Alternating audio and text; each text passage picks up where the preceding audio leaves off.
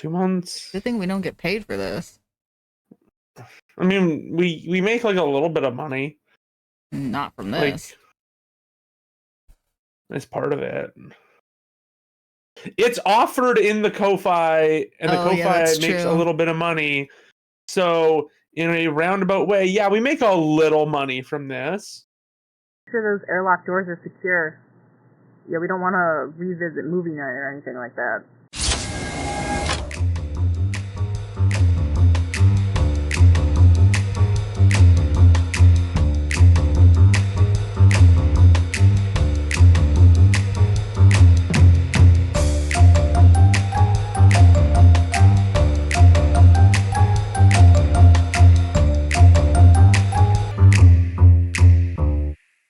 Our last upload was April 8th. So, yeah, quite literally a month ago. That's not that bad. You know what? I thought we were gone for like 2 months. So yeah. I'm not even mad anymore. April was just that fucking long.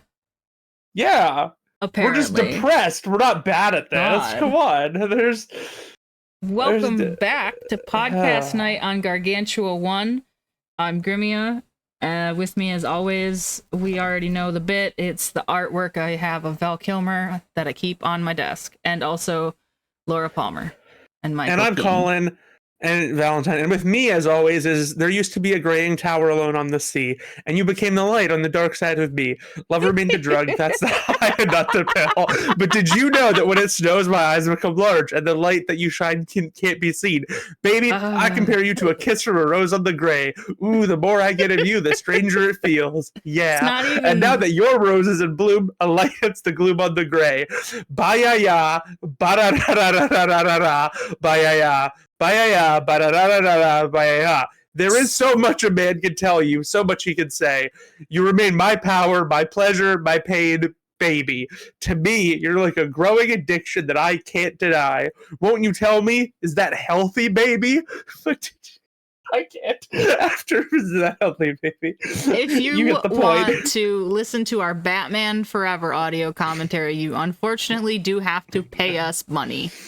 But not like that much money. I think it's $5. And it's only one of us. Yeah. You don't have to pay both of us $5. You can. If you Some want of you to. do. You know who you are. You'll get the commentary cast, which includes Batman Forever, Mindhunter, and In the Mouth of Madness. And there was also 2 we did that didn't get released. Yeah, because we really didn't have the audio for Prince of Egypt, and we didn't have. I forgot to record for Sky High. Sky High was so good, though. We had so many. My mic was. Bits. We should have. We. I think we will probably end up doing the Sky High again. Sky High will be a chat favorite. Chat will love Sky High. Yeah, and we actually have people in chat who show up now, so that's kind of neat. But today is a special episode because we haven't recorded in a month. And we don't remember what episode we're doing. Yes, like remember when we did Nosferatu because it had just been a while? Yeah, this is kind of like that. We're doing. So every time we take a month-long break, you can expect us to do something special. Yeah. And it's definitely not because we're very ADHD and autistic and just want to talk about a special interest we have. That's true. That's definitely not it at all. So unrelated to that. Why would you even think that's the case at all? How could you accuse us of such things? How could you guys say that without any prompting from me whatsoever? What the Circling back to Seal. There's a long-running bit in my friend Discord. We play Gardic Phone quite a bit, and somebody was like a seal doing tricks. And we're animals. We're monsters. So somebody drew the animal, a seal, hooking up with a lady. And then the next word prompt was a seal banging a prostitute. And my first thought was Seal, the banging singer. A prostitute. So I drew that. And Sugar was so upset with us. And now anytime somebody does a seal prompt, she refuses to draw it. So... like every other time we Gardic, someone tries to sneak in a seal prompt. Just in case. you know, maybe somebody in won't case. get her. She won't get it, and we'll get to do, you know, seals. Seals. Seals. We should charge people to watch us play Valheim poorly. Yeah, that's true. That's another thing. We just record ourselves playing Valheim, and it's bad. Anyways, for today's special episode, if you for some reason clicked on this without reading the title, in which case, go you. Yeah, why would Way you? to Why would you do way that? to just take a fucking swing in your life, I guess. I mean, what the title would probably be the Scooby-Doo, Scooby-Doo 2002. 2002 podcast night on Gargantua-1. Yeah. Or we could be really bold and just title it Cinema. Oh, ooh. And give no context beyond cinema. Yeah, that's clickbaity. I don't do a whole lot of clickbait because I think it's stupid. I don't do a lot of clickbait either. I just do like slightly like edgy shit. Not actually allowed on the internet anymore. My mom said I have to delete my accounts. What does she know? Anyways, yeah, we're talking about Scooby-Doo. 2002 film, directed by James Gunn. No, actually, it was written by James Gunn. It was directed by a man named Raja. No way, what? Yeah. Raja Goshnell, I want to say is his name. And it stars Sarah Michelle Gellar, oh my god, Freddie Prinze Jr., Linda Cardellini, and Matt Lillard. All of these... So you could have just said 4 of the hottest 90s actors. Yeah. All of them were in slasher films, which I don't think... That's just like a crazy coincidence. I don't think any of that consideration went into casting. But Freddie Prinze Jr. and Sarah Michelle Gellar... were both in I Know What You Did Last Summer. They met there. Matt and now Lillard, they're married! Yeah. Matt Lillard was in Scream, of course, and Linda Cardellini was in one with Dee Snider. I always forget what it's called. It's something...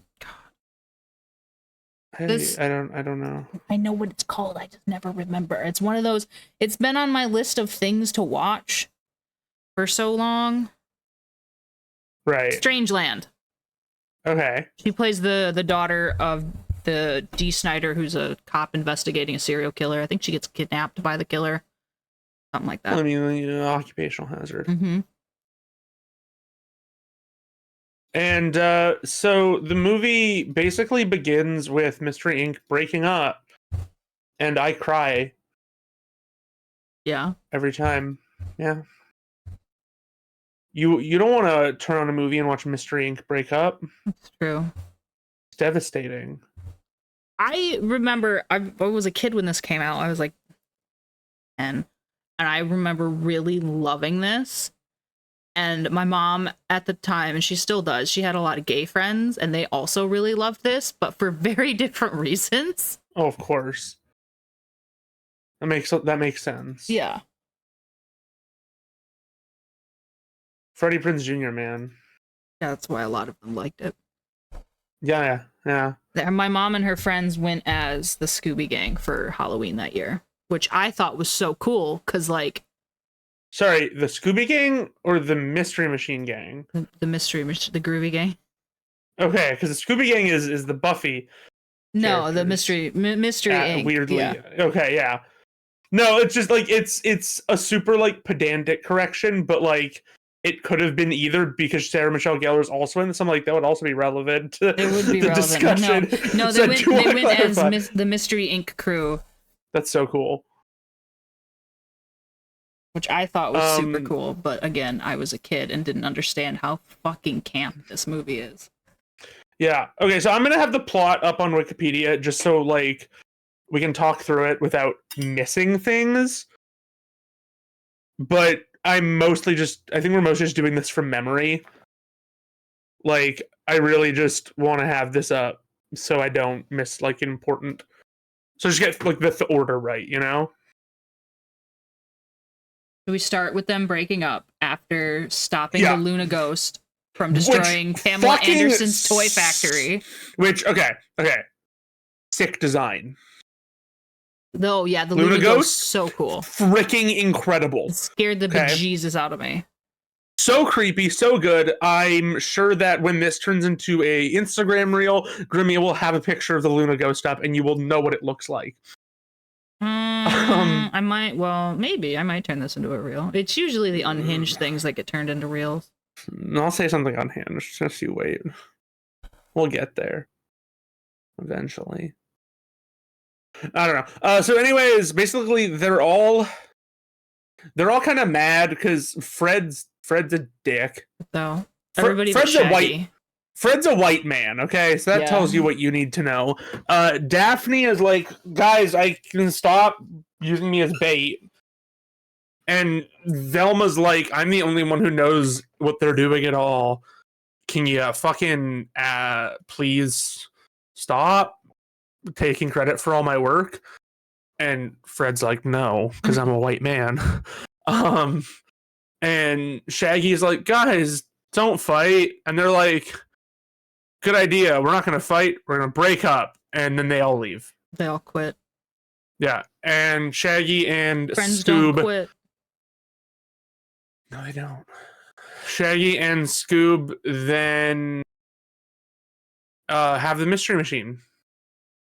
It's also important to note that Shaggy is a vegetarian. I think that's important. The original voice actor, Casey Kasem, was. Okay. And so, going forward, everyone is just kind of like, it might just be a fan headcanon that we've all just kind of agreed that Shaggy is a vegetarian since Casey Kasem was. But Shaggy in the cartoons isn't. In later cartoons, he stops eating so much meat, and I don't think in the movie, he eats the meat. The movie, I am almost 100% certain he is a vegetarian because he's eating like eggplant burgers. And I think Matt Lillard chose to do that on purpose.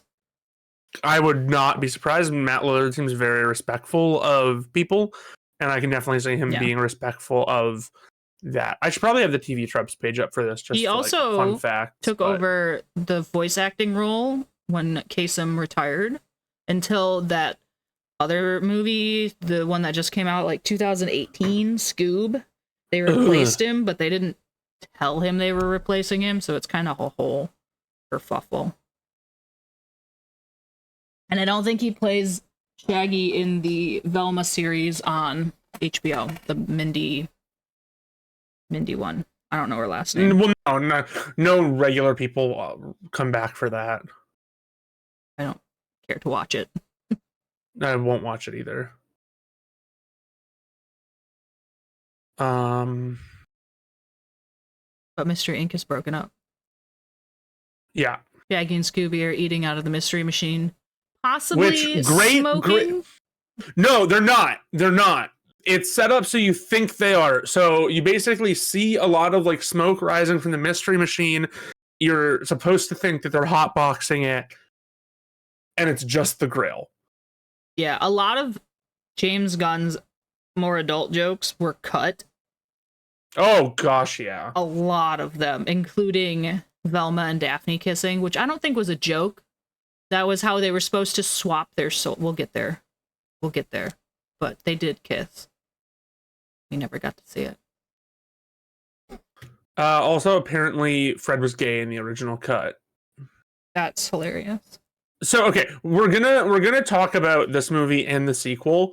So, this movie is like, it's very odd. I love it. It's very odd though because it was clearly like, we're gonna make a really edgy Scooby-Doo film, and Warner Brothers was like, no, yeah, you're not gonna do that. So it ends up being like a weird orphaned thing where it's like at once kind of oddly edgy, but also like trying to be Scooby-Doo, and it ends up being almost neither. ? Yeah, it was. Whereas Monsters Unleashed is just darker. an episode of the cartoon in live action. Yeah. It's why I love Monsters Unleashed, because it's like it felt like that they were just like, look, we're not gonna be able to make this edgy, so we're just gonna like go all in with making it a love letter to Scooby-Doo. But yeah, after the cast was signed, that's when, because they all signed on to the more adult one, Mm-hmm. and then Warner Brothers was like, no, we're not doing that. So it was a lot of things were family friendly. Yeah. But I was not allowed to see it growing up because I was too young, and they were like, no. My parents were like, no. There is allegedly an R-rated cut, according to James Gunn, and he said that they had to use CGI to remove cleavage of some people. How fucking dare they? I know. Well, we could have had probably Sarah Michelle Gellar and Linda Cardellini's. You mean we could have gotten that? I don't think they were full nude, but I think like in the no, of course not. Because like they're on an island, so people are traipsing around in bathing suits. We have to get to where they're on an island. So they're in the van. Shaggy and Scooby are in the van. They exit the van, and someone has a telegram for them. Yes, and they have been invited to a resort called Spooky Island. I would love Spooky Island. Spooky Island would fix me. Like the movie's Spooky Island, or just a place called Spooky Island? A place called Spooky Island. That would fix you. That theme park would fix me. They're invited by the eccentric owner Emil Mondavarius. Yeah, played by Rowan fucking Atkinson. Yeah, Mr. Bean. Yeah. So anyways, Shaggy and Scooby go to the airport, and there they realize that Fred, Daphne, and Velma have also all been invited. Shaggy and Scooby are thrilled. The other three, less so.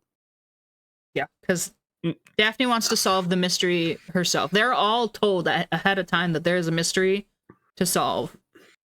Because the guests are being possessed by demons, or there's some kind of curse going on, and it's not a good look when you go to Spooky Island and you come back possessed.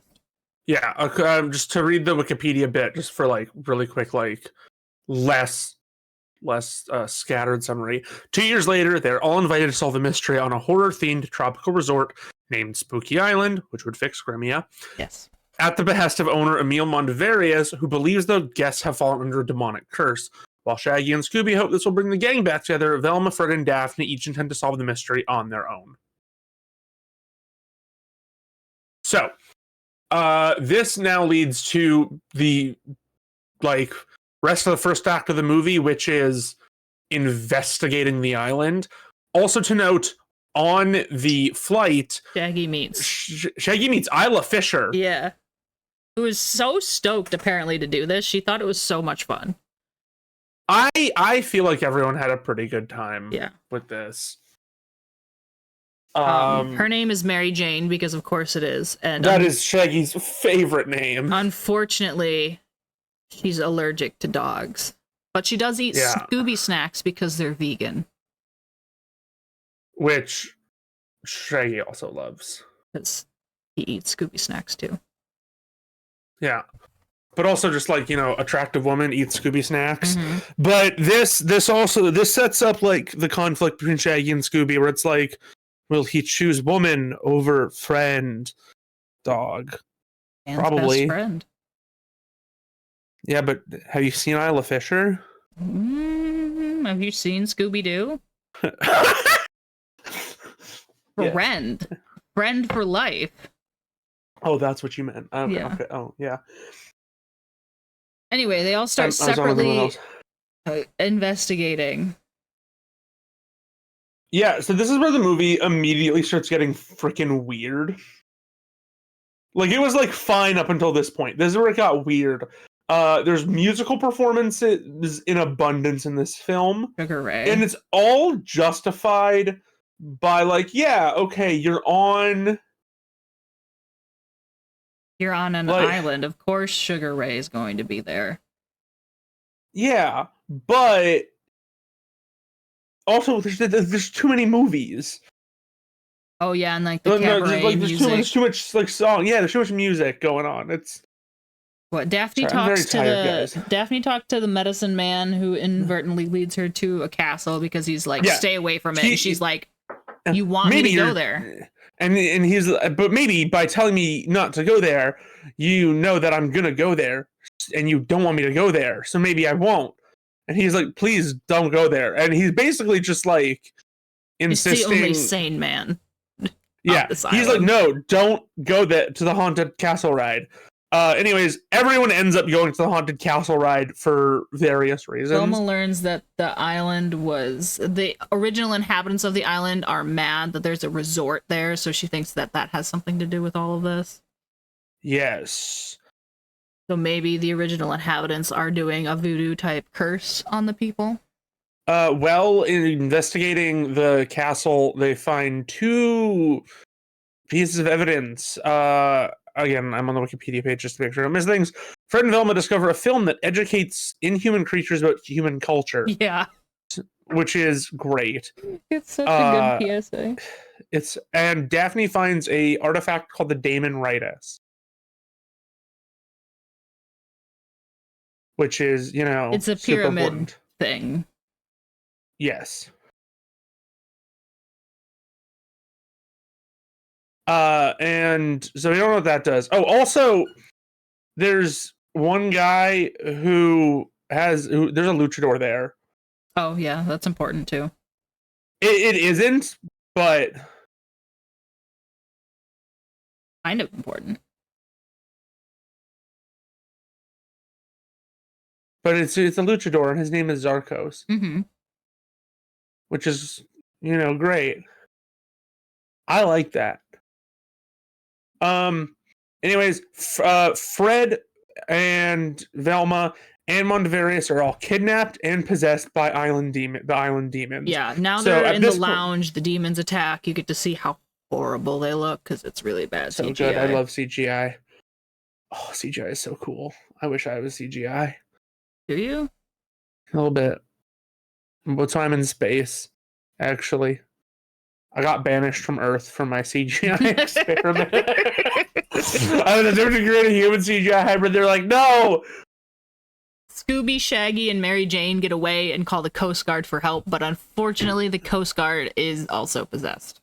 Yay! This is also a subtle, like a subtle jab at don't trust authority. They're actually possessed. Mm-hmm, it's true. A cab. All Coast Guards are bastards.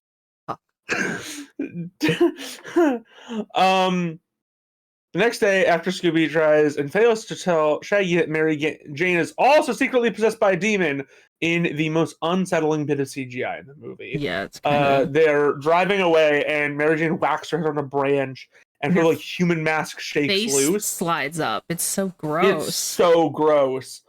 And this is where so Shaggy now just thinks that Scooby is jealous. He's like, oh, Scoob, why are you jealous of me and Mary Jane? You're being an asshole. And Scooby's like, I'm not being an asshole. Then they have a fight. Scooby falls down a pit, and Shaggy's got to go save him because that's his best friend. Yes. Daphne, meanwhile, danger-prone Daphne, does it again. She gets kidnapped by the luchador. He takes the Daemon-ritus back. Yes. And she also gets possessed. And Daphne is like, this sucks that I'm always the damsel in distress. Mm-hmm. And it's like, this time it was your fault. You just threw yourself in there. And this is I think where the other members of the team are starting to realize that it's like, oh, we actually kind of need each other to solve a mystery. They do. Shaggy does find them in the protoplasm vat. Their souls have been extracted. Super gross. Of their meat awful suit. CGI. It's so bad. This might actually be the worst CGI in the movie is everyone's floating heads. And then the aliens take over their meat suit. For reasons that we're about to discover. The demons, yeah. Not Shaggy frees them all after Daphne's like, put me back. I'll use my tongue as an oar. I'll row to the side. I'll escape. And he just like flings her. But they're all back in different bodies. And that's where the kiss comes in. That's how... Or would have. According to Sarah Michelle Gellar, they did shoot it. And that's Sarah how Michelle Gellar's Velma used to kissing and women, so. Daphne flopped back. But Lost after in Cruel Intentions? some Cruel Intentions. some goofy body shenanigans, they get back including to their bodies. Fred being a perv. Well, yeah, I can see myself naked. Yeah. It's just the delivery of it is so It's funny. so funny. Do they retain their own voices when they jump bodies? I don't remember. I think they do, because I'm 99% sure that Freddy's voice is coming out of Sarah's body, I think so. which makes it even better. I'm pretty sure someone goes into Scooby at one point too. No, Scooby's still kidnapped. What? Really? Okay. Well, Yeah, Montevarious still for some has reason, him. I totally thought someone else went into his body at some point, but they managed to swap themselves around. The voodoo priest that made fun of Daphne's clothing, telling her she's wearing fall colors in the spring, informs them so helpfully of an impending apocalypse that these alien demons are going to do so they can rule. Dark apocalypse. Yeah. The dark apocalypse, which will let them rule the world for tens of thousands of years by getting rid of the sun. Yeah. If a pure soul is the sacrificed in the Daemon Ritus. But they do need to get rid of the sun, because the demons can't exist in the sunlight. Once they take over their own bodies, it expels the demons, and then they see, and they're out in the sun, that they explode. Yeah. And so it's at this point, basically, that the gang realizes, like, oh, we kind of need each other, because Shaggy is the heart, obviously. Okay, welcome to Captain Planet. Fred is like the leader, like he actually is good at coordinating everybody. Velma is the only one who can come up with plans, and Daphne is competent, she just kind of needs to be reined in. It's true. You know, it's like no, you guys work well together. So they have to go save Scooby-Doo. Because he is the pure soul that needs to be sacrificed. Because who's purer than a dog that just wants to hang out and eat food and chill with his buddies? Nothing. This is also commentary on why dogs fucking rule. Okay? We got all Coast Guards are bastards and dogs are great. What more do you want from this movie? Sarah Michelle Gellar's in it. Linda Cardellini's in it. Matthew Lillard. Freddie Prinze Jr. I love all four of these actors. I love all four of them. So much. They all look great. They still look great. They do. Freddie and Matthew have both like aged into like middle-aged men very well. Sarah Michelle Gellar still looks angelic. So does Linda Cardellini. I just watched Dead to Linda Me. Cardellini has not aged. Period. She has like some smile lines, and like that's it. But that's it. Like the rest of them have aged like well, but like Linda hasn't aged. Linda rolled up as Hawkeye's wife in Age of Ultron, looking like a snack. Oh yeah, that's right. She was Mrs. Hawkeye. Yeah. So the gang, they go and they're like, we're gonna save Scooby-Doo, and they do it. They save Scooby-Doo, and this is when we get the reveal that it's not actually Montevarious. Oh, but it was kind of Montevarious. Montevarious is a real person, but the real Montevarious is like captured and hidden and has a long beard and everything, and the Montevarious got replaced a while ago, and not by a demon or a ghost or a ghoul. No zombies. It's a robot piloted by Scrappy-Doo. Which is how this whole thing started, actually. That Scrappy-Doo. Because Scrappy fucking sucks. He's the worst. This little piece of shit was seen shaking Ronald Reagan's hand. Okay? Scrappy-Doo supports Reaganomics. Think about that for a minute. I don't think he understands Reaganomics. But he still supports it. So Scrappy-Doo needs all of these protoplasms. He absorbs them in order to get big, right? So now he can stand up to Scooby and the Mystery Incorporated. Yeah, he becomes Scrappy Rex. Yeah. It's a okay, so this is like one of the better uses of CGI in the movie in that it looks good, but I wish it didn't because it's horrifying. Yeah, it's still, yeah, it's kind like of it's not scary. it's not like bad CGI horrifying. It's like, dear God, why? I don't want to. Why is this a thing? Horrifying. Please take it away from me. That's how I feel about Scrappy Rex. Anyway, they defeat him because Because Daphne's not a damsel anymore. Yeah.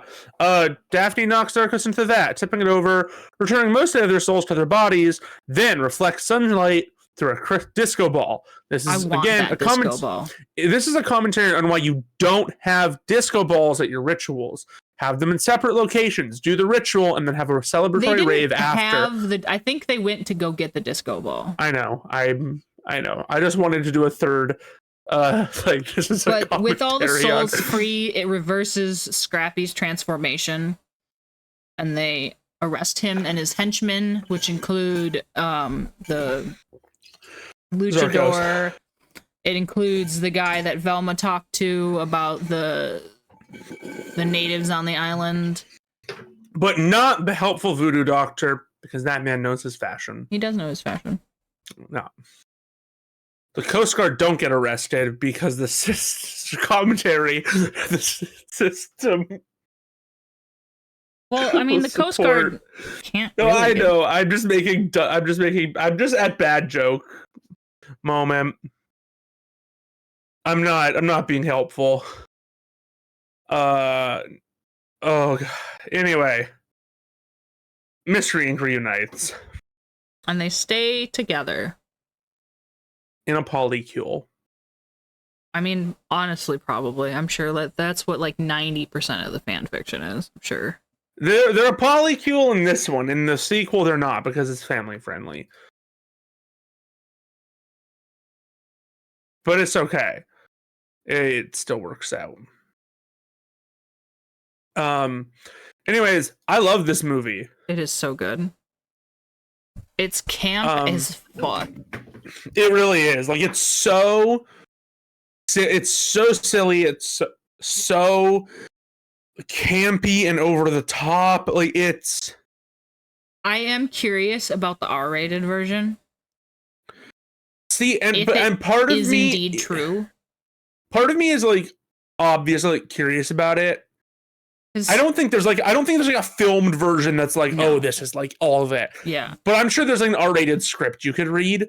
The thing is, I feel like, and this is based off of one, how the movie turned out, and B, knowing what I know about James Gunn, and the fact that he was a lot younger at the time, like, because this was obviously like 23 years ago, or I guess 24 was when it was filmed. But like, I don't think James Gunn would have been able to restrain himself and make a good R-rated Scooby-Doo film. I think it would have just been okay. Like, it would be too edgy. Jokes that were cut that were kind of Okay. There was more swearing, more cleavage, more stoner jokes. Velma and Daphne making out. A couple of jokes were misinterpreted by the ratings board, which happens often. It happened to Scream. Scream was going to be NC-17 until that terrible man intervened and said you have to look at it from a different perspective. What terrible man? One of the Weinsteins. Okay, as I thought. The only good thing a Weinstein ever did. Yeah. Yeah, apparently there were a lot of dead baby jokes. In Scooby-Doo? Yeah, but some other comments on this Reddit post are saying that they also saw the script and they didn't see any jokes about it. It was more like exploitation kind of jokes.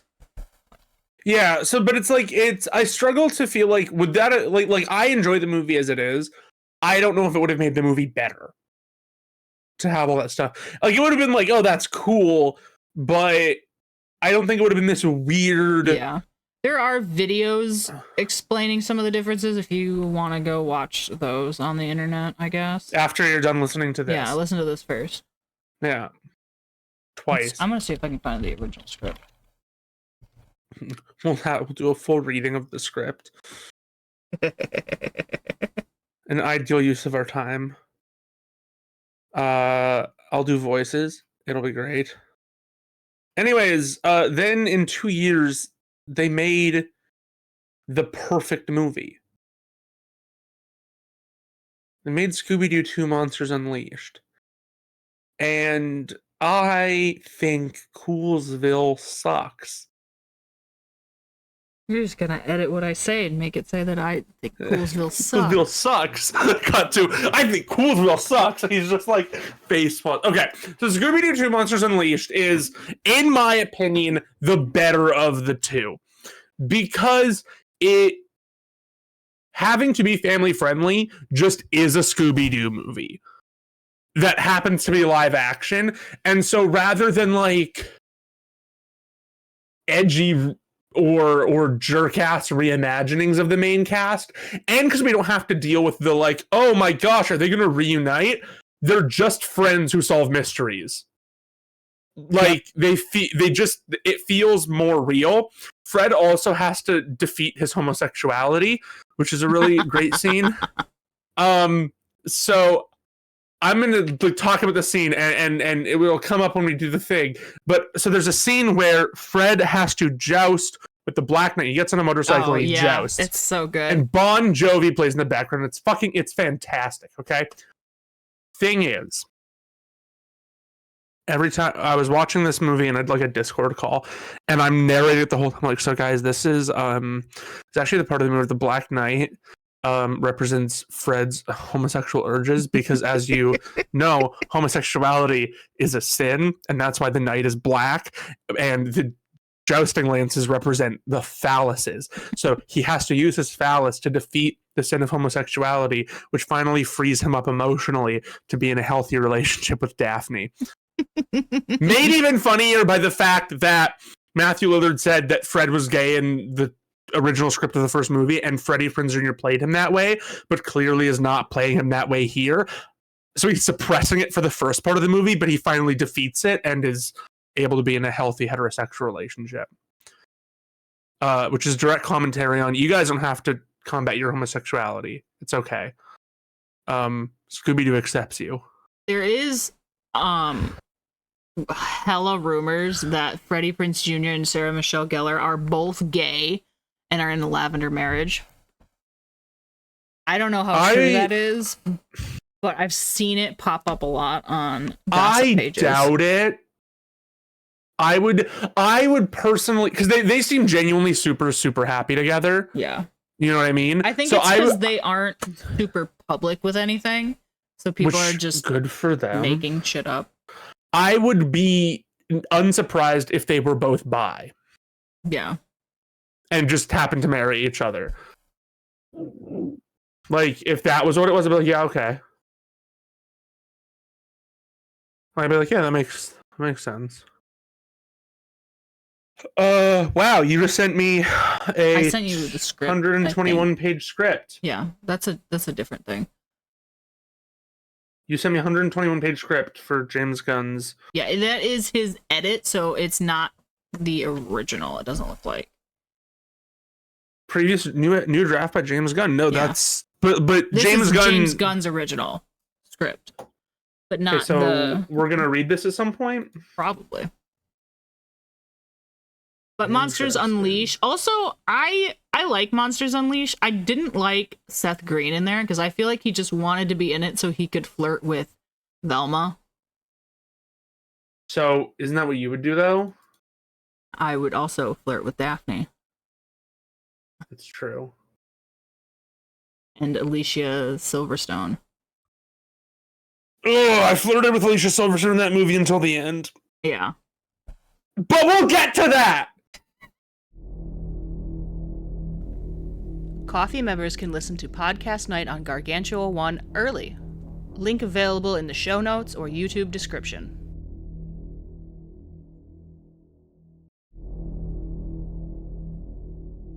My brain was about to jump straight to the intro question. Wow. Hey, we don't have. Who are we? You don't need to know that. All that matters is the story. Yep.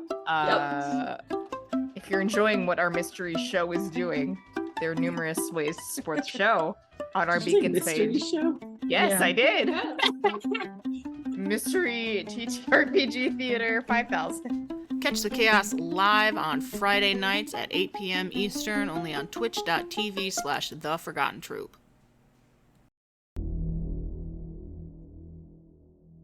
Welcome to Scooby-Doo 2 Monsters Unleashed, which, as I said before, is basically just a live action episode of Scooby-Doo Scooby-Doo, episode, Where Are yeah. You? It's so good. Yeah. They're attending the cool Sonian Criminology Museum, which shows all of their greatest hits, basically. We got the Minor 49er and all those. Yeah, Minor Guys. 49er, the Black Knight, the Pterodactyl. Mhm. But then, oh no, the celebrations are crashed by what? An evil masked figure? Oh no. It's like a third thing? Oh god. And basically is like, I'm gonna destroy you motherfuckers.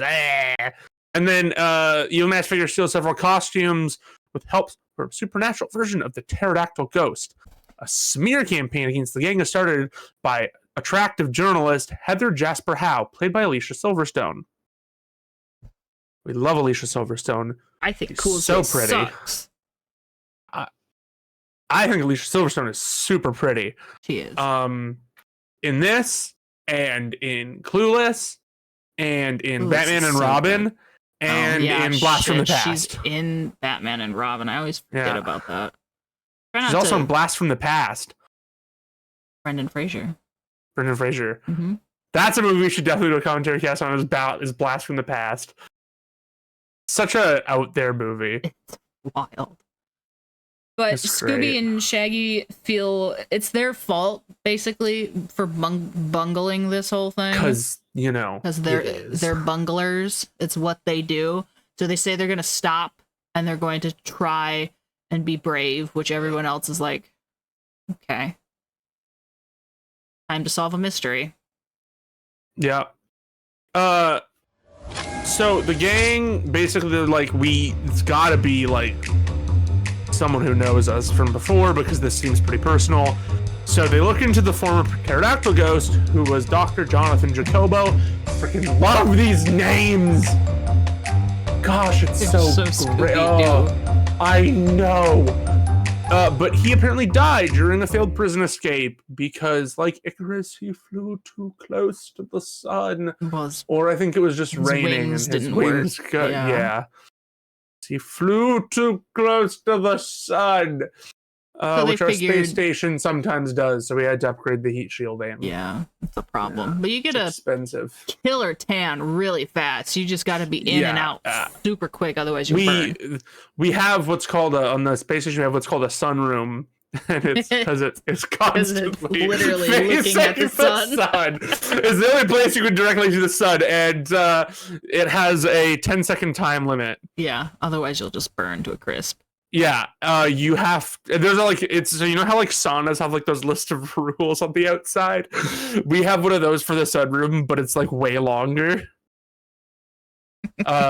Most women just aren't allowed in their period. It's too hot. Yeah, it's most men also aren't allowed in there. Most humans. No one under the age of consent is allowed in there. Not consent, majority. Nobody under any age is allowed in there. No one actually goes in the sunroom. Well, I don't know why the fuck we built it. God, all the glass we put in there cost so much money. It's basically airlocked anyway. Anyways, so they're like, yeah, the guy died. So they're like, oh my gosh, maybe it was his lover. I mean, his cellmate, Jeremiah Wickles, the Black Knight ghost. Now, I just want to like bring up that in movies, prison cellmates are like treated like best friends, and it's so funny. For some reason, yeah. It's like it was his cellmate. Do they even fucking know each other? Do they even care? Sometimes they do because you kind of just have to socialize with whoever you can. Yeah. But sometimes they don't. But anyways, Jeremiah Wickles, played by Peter Boyle. Yay, Peter Boyle. He does a great job. Like he's so perfect Such a for like I'm a disgruntled grumpy old man. old man. Yeah, it's perfect. So they go to Wickle's mansion. Why does he have a mansion? I don't fucking know. Think that shit would have foreclosed while he was in prison for whatever crime he tried to commit. Spooking people. He was the Black Knight ghost. So yeah. Yeah, but like sometimes they like rob banks in costume or whatever.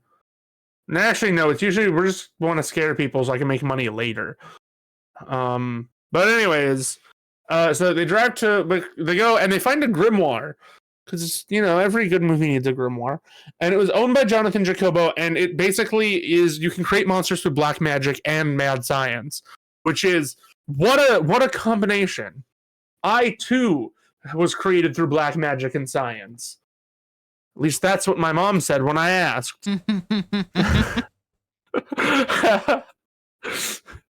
Where do babies come from? Black magic and science. Oh, well. Okay.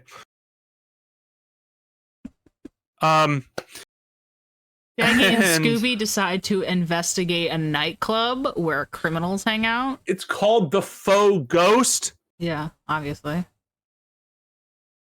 And they go in the greatest disguises. They go in the best fucking disguises. Ever. But for some reason, it doesn't work. The ruse has seen through. It does work. They fuck it Shaggy up. takes it off. Oh yeah, while they're dancing. He takes it off.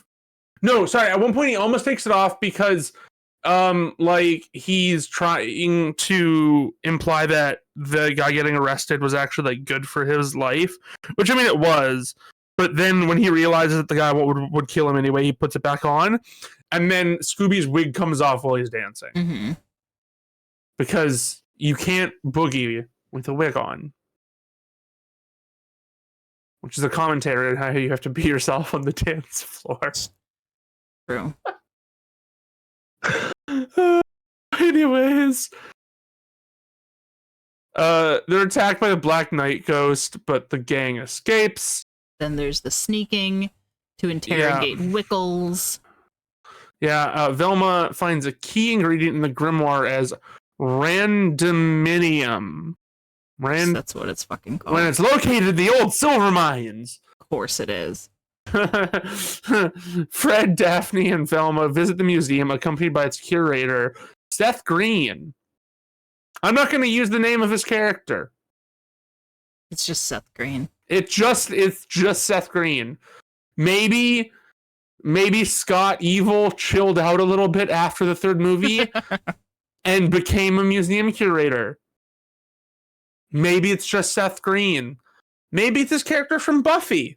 Who knows? Maybe it's Chris Griffin. But it's definitely Seth Green or a prior Seth Green character. It's not a new character. Definitely Seth Green. Yeah. Anyways, Velma has a crush on him because can't be a lesbian. Yeah, they had to give her a love interest for some reason. Yeah. Shaggy doesn't have to have a love interest in this movie. He loves food. Exactly. As all men should. But anyway, yeah, they go to the museum and it's stolen. It's gone. Not the museum, the exhibit, but the costumes. It's gone, kaput. Oh yeah, all the costumes have been stolen. For nefarious purposes, probably. Which is not a vibe. We don't love that. Yeah. They go to the mines to confront Wickles, who is actually just opening it up as a theme park. Because he knew what Mojang would figure out.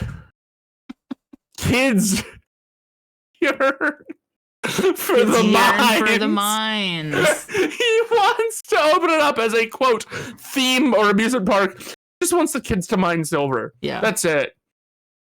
They show up and they work. Yeah. And what a great gimmick for a grumpy old man. It is just, it's so funny. And he hated his cellmate, which kind of makes sense. Like, you're not Gonna because be- it's something that's played by fucking Tim Blake Nelson, Yeah. who just seems hateable. Like, do you He know what I does, mean? yeah. In He that he was just not- looks like someone I'd Well, he was in want to Holes, punch. right? Yeah, he's Mr. Pendansky in Holes. Yeah. Oh, fuck. I hate that guy. We should do a commentary cast on Holes. I love that movie. It's like So the good. most faithful adaptation. It is. The only thing that's different is that the main character does not begin overweight and slim down, and it's simply because they felt like that wasn't a good thing to do to a child. So the only That's the only change difference. is for ethical purposes, which is great. Yeah. Oh God. Oh, Sigourney Weaver in that movie So hot. with the nail polish. You Yeah. scratch my face off. Anyway, she's on my list. Anyways, I think. so they find out that Wiggles hated his cellmate, and they're like, "Oh, so he must be innocent." They find It's that fucking a guy. machine- Of course, we hated him. a machine that transfigures the costumes into real supernatural creatures. Shaggy and Scooby bungle it. Well, sorry. Before this, we need to notate that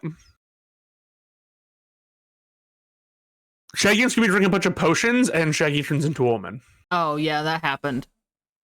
I don't know why. It's a fun, but it's a really funny scene. It's supremely well executed. And even the solution to get out of it is great, where Scooby drinks a combination of potions that give him super like intelligence, so he figures out how to solve it. It's so funny. It's so stupid. Anyway, the evil masked figure shows up again, which, my goodness. Wait, hold up. Let me see what it looks like. Evil masked figure. Oh yeah, evil masked figure has quite a look. It's basically like, how do I describe this? It's like black leather with a giant trench coat, a silver mask, and like steel wool for hair. Oh yeah, it looks crazy. Yeah, like it is no Luna Ghost, let me tell you. The Luna Ghost was such a vibe. The Luna Ghost is so creepy. I love it so much. Like it's an utterly terrifying design with like the pitch black, with like the black eyes and the blackened teeth. It's so good.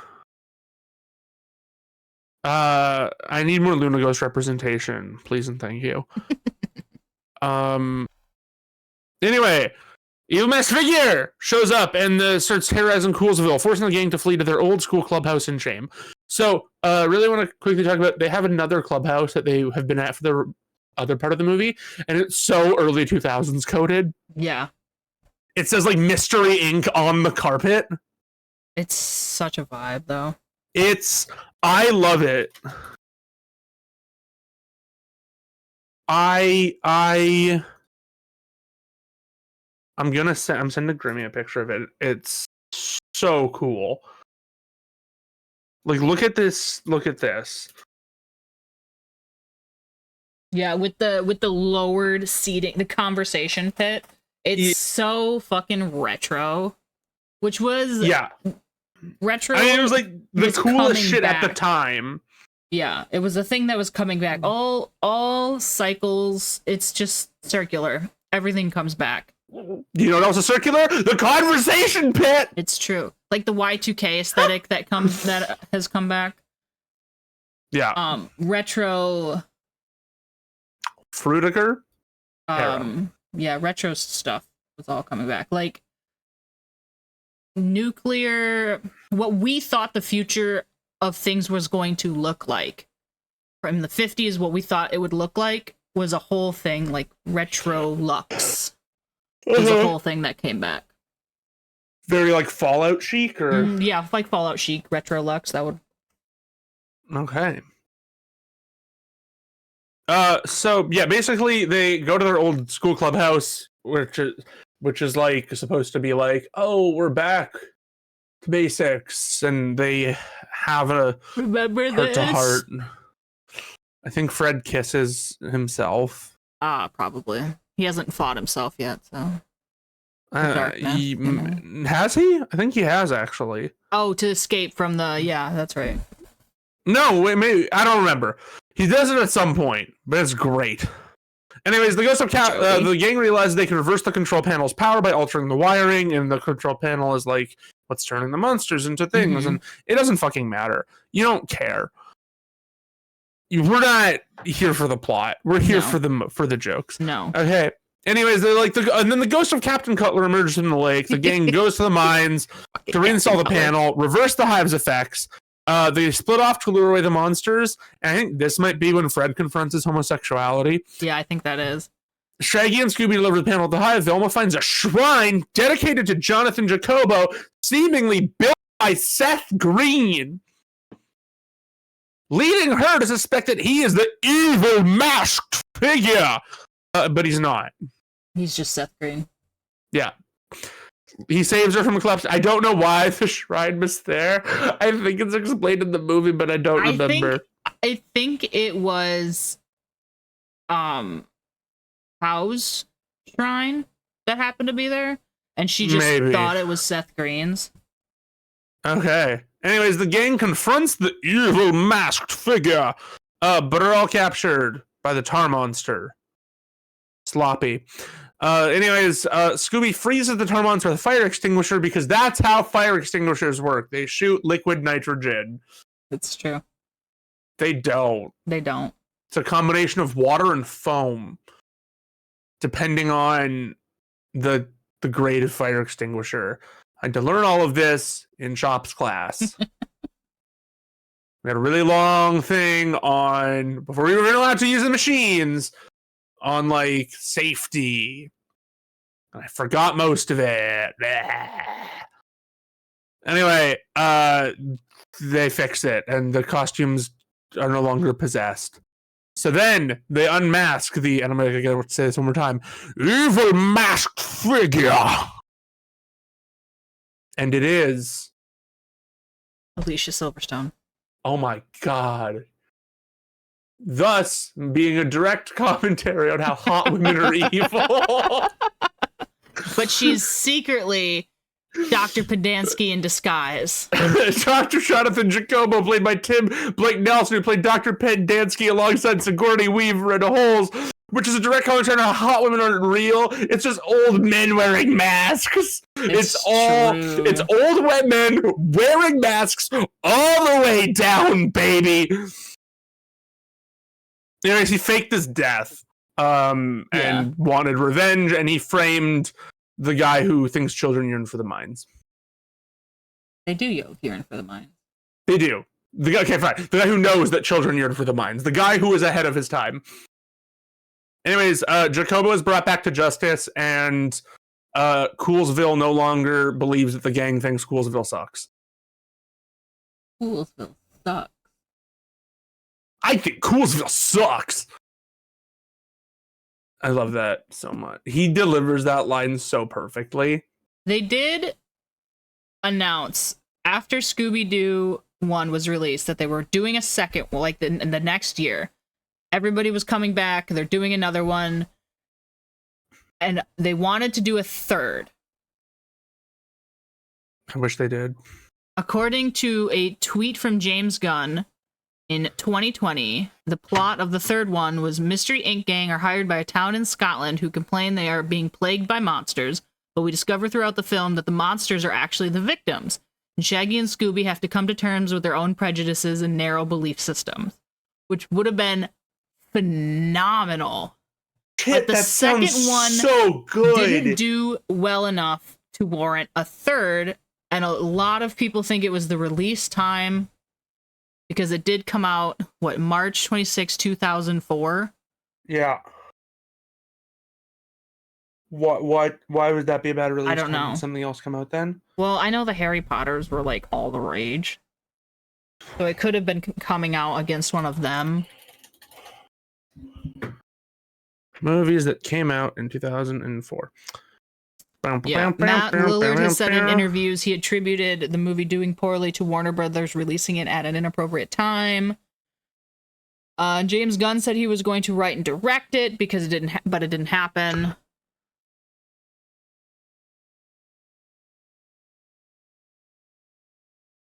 The soundtracks for both of these have been absolute bangers. Gotta just give me a moment here. We'll get there. I'll get here in the end. Trying to figure out what other movies came out on that day. You look up the time, yeah. March releases. March 2004 releases.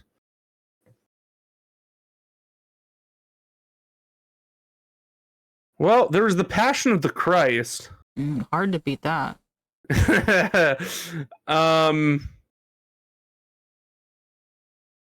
Domestic box office for March 2000. Oh, March 2004 movies. This is what I need. This is what I need. Okay. Dawn of the Dead by Zack Snyder. That was the remake, the one in the mall. That one's good. Yeah. The Girl Next Door. I don't remember that one. With Alicia Cuthbert. Eternal Sunshine of the Spotless Mind. You know. Home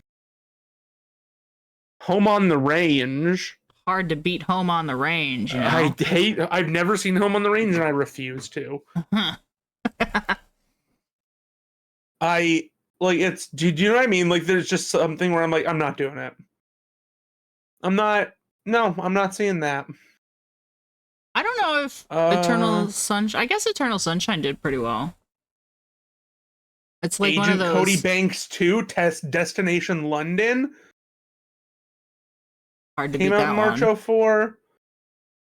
Yeah, I guess if there wasn't a Harry Potter that came out, then I don't know what they would have been competing against. Though, I mean, in fairness, like, March is like, who's like, March oh boy. is such a weird time to go see what's coming out in March. Godzilla Against Mechagodzilla came out. That might have just been a limited theater release. Yeah, and it probably was. I like that movie. It's a really good Godzilla movie. But yeah, we only have 2 live-action Scooby-Doos. Well, oh no, I guess there was the direct-to-TV one. Yeah, but we don't talk about those because they were... I recall watching them. They hurt my feelings, if I'm being completely honest. You know what I mean? Like, yeah. Nah. Not that. Oh yeah, the Scooby-Doo The Mystery Begins, which was supposed to, like, kick off a new Scooby-Doo cartoon series.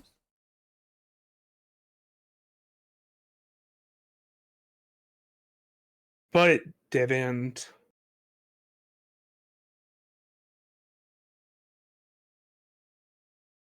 Which is fine.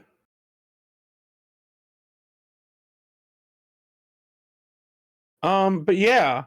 They were great movies, and I love them. And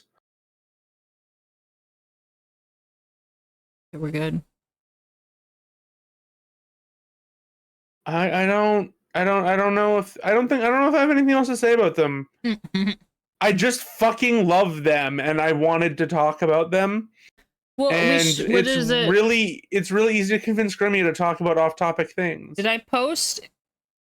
It was the Reagan and Scrappy thing. I sent that to you. You sent that to me. Okay. Yeah. And then I think I sent the Shaggy or the Fred fighting the Black Knight to you. Didn't I? You put it on my stories, I think. You put it on your story. And you sent it to me. You sent it to me. Yeah, you were gonna do a Everyone mentions video. Optimus Prime and Linkin Park being peak cinema. One mentions Fred Jones going against the Black Knight with Bon Jovi playing in the background. And that's where he fights his homosexual. And then I sent you an unhinged video of Walton Goggins. I didn't look at that. Oh, well, I didn't want to. That's fine. And then you sent me you at the ripe age of 39 years old when the 30 anniversary day finally catch up to me, and I said, "Good thing you're 16." One of those days, those things are gonna kill me.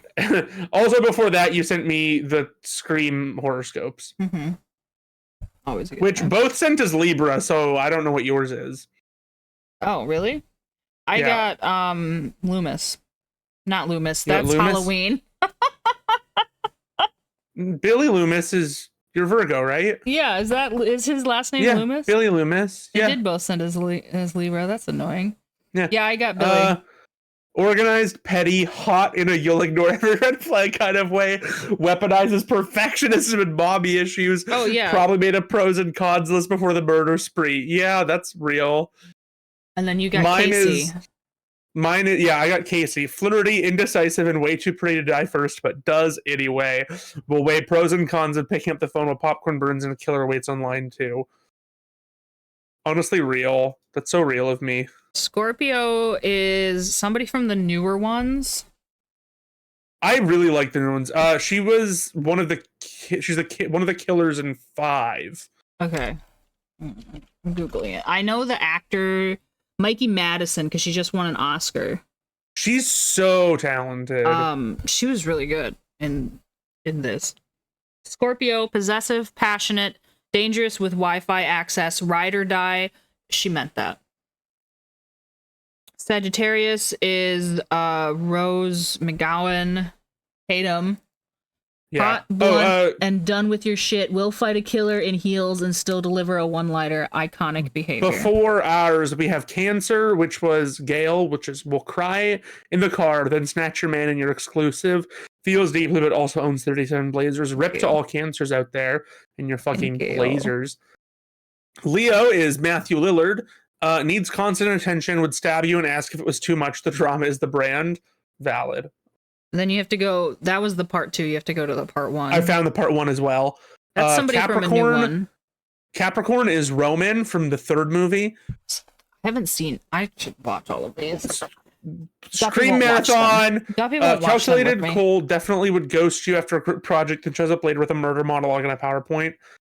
Aquarius is Randy's niece from the new movies. Detached genius energy, has 47 horror theories. Don't explain all of them while you're pleading out. Emotionally unavailable, kind of lovable, real. Pisces gets our queen. Sid. Neve Guppy's Campbell, actually a Sydney Briscott. Pisces. Sensitive but savage. Will cry, then pistol whip a killer 5 minutes later. Therapy? Never heard of her. How well does that describe Guppy? He doesn't cry. But the rest of it's pretty accurate. And he does go to therapy because, you should. Everybody should go to therapy. Aries is Jill from the 4th movie. Jealous, traumatic, and absolutely the cousin who flips Monopoly. What? Fucking hilarious. Would kill for Wi-Fi and a ring light. Taurus gets our icon Dewey. Fucking loyal, chill, Dewey. Built like a golden retriever in a bulletproof vest. Just wants snacks and a nap, but ends up in trauma. He does end up in trauma. That's one of my favorite reveals in Scary Movie. It was Officer Doofus, and he's just fucking not that at all. The last is Gemini. Gemini is Timothy Oliphant from the 2nd one. Oh, God. Talks like he's on so 2 times hot. speed. Probably started a podcast about murder, unhinged, but kind of hot. He is so hot. He's very good looking in those movies. I will.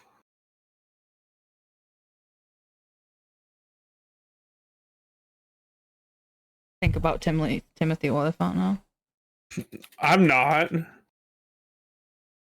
Yeah, anyways, thank you for coming to the Halloween but 6 months early episode of the podcast. I can put a link for the script that I found on the Internet Archive in the description or show notes. Tune in next episode when we read the whole thing aloud. Maybe that's a coffee bonus. Next time, maybe. Well, that's a lot of reading for us. Yeah, it's a lot of reading. Well, each page you read is a minute. I mean, we wouldn't do that. We would just ignore it. Next is I'd probably skim read it and then like be like, "Ooh, okay, well, let's read these lines." Oh, okay. Next is episode 3 of the 3rd season of Venture Brothers. The Invisible Hand of Fate, which was flashback episodes, so we get to learn about We got through season 2 at such a good pace. And then shit happened. Crashed out. A lot happened in April. My job had nature happen to it. Acts of God. We lost power at work for like 3 days.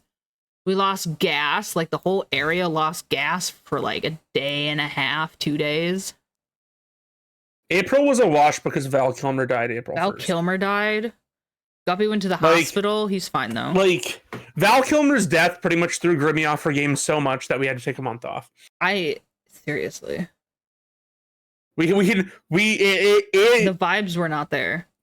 Val died and Mercury immediately was like, motherfucker, right and went into retrograde. Mercury went into the fucking microwave, into micrograde immediately upon Val Kilmer's death. I have to pay my phone bill. I don't know what that means. What's on my bank account? I fucking hate dealing with phone. Okay, so I switched to a different phone company, right? So I'm gonna use American phone companies just because, like, why am I gonna explain Canadian phone companies to my American audience? So let's say like Verizon and what's another American phone company? Sprint? Are those like the 2 big ones? I don't even know if Sprint's a thing anymore.